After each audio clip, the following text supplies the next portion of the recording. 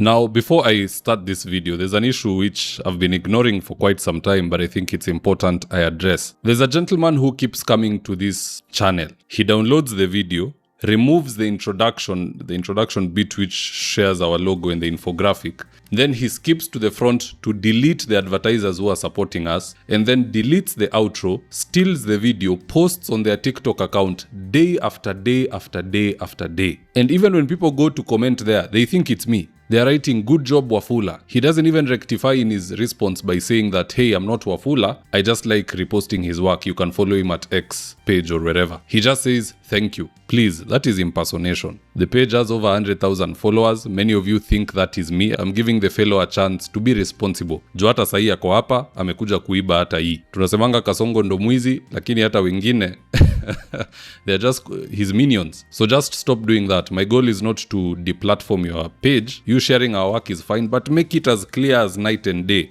I am not David Wafula. I am his follower on YouTube or supporter. I just repost his work. Because if I let this continue, siku moja huyu mtu ataenda scam watu. Ambie mtu kuna hii na ni mtu ambaye ananiamini. And then if that happens, what becomes of my name? So the person who is here to steal even this one, I know umekuja vile unakujanga every other day. Be responsible, just stop that thing. And I believe there's no need for us to talk about this beyond this. Now ahead of 2022, President Ruto is going to see a lot of dust. As we speak, Ali Hassan Joho has started his own campaign to become deputy president in 2027. And we know this to be true because of such branding.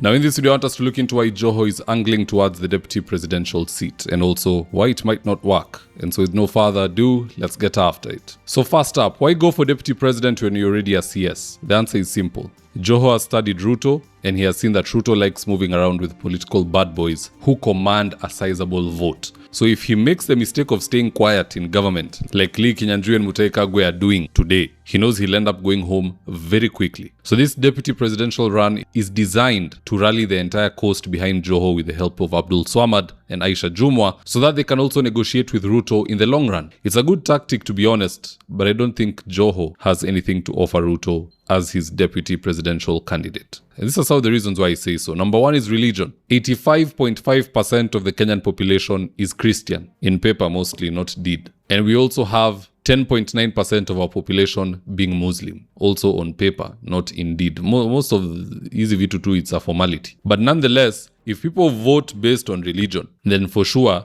Ruto will hurt if he goes to the ballot with Joho. You know, people don't say at yo, Ruto is a Christian, Joho is a deputy, we are voting for Ruto as Christian, so yeah, let's go and vote. No, people will be saying, if anything happens to the president, like it happens with Magufuli, that lady Suluhu Samia became president. If Joho is a deputy, he could also become president. If anything happens to Ruto, he takes power. If he happens to somehow get a chokehold on the system, he can retain power long after Ruto leaves in 2032, if at all they're able to steal their way back into power in 2027. So long story short, if people vote on religious lines, Joho is a liability to Ruto. Second reason why Joho is a liability to Ruto is the fact that Saitoti did him dirty years ago when he went to parliament to mention that Joho was one of the suspected drug dealers in this country. Here's the tip. I have been informed the following are the honorable members.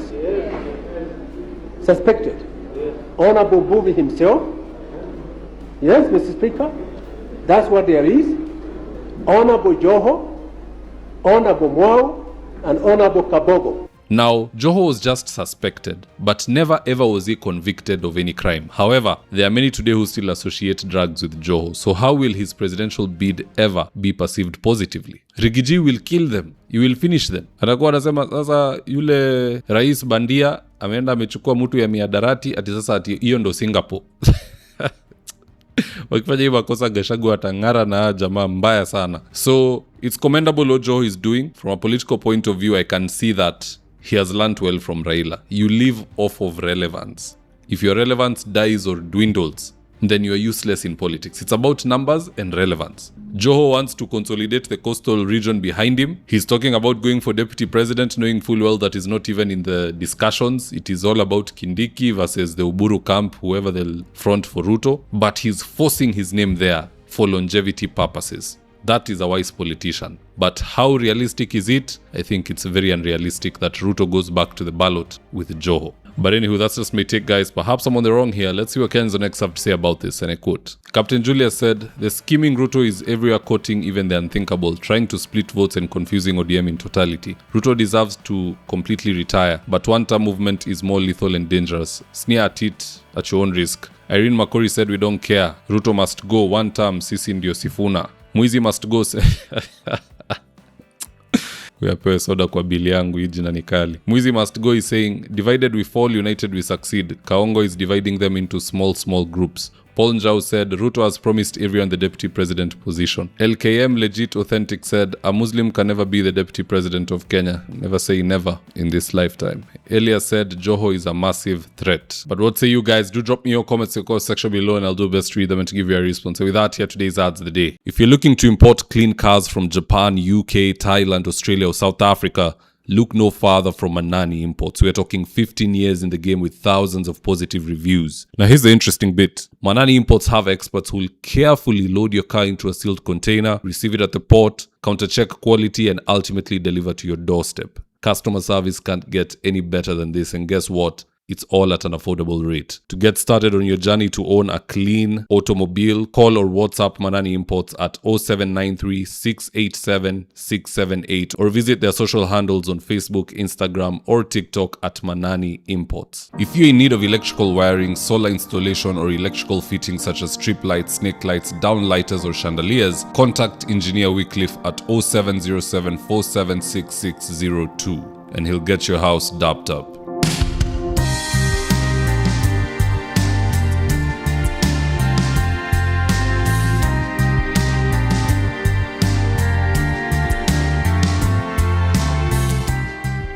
Thank you for choosing David Wafula as your primary news platform. We put countless hours in research, recording, and editing. By showing up each and every day to watch our videos, you encourage us to generate more videos for the viewers. We are on a mission to inform, educate, and build a better tomorrow. To our thousands of followers in a world full of presidents, kings, and queens, you are the real gem. Adios.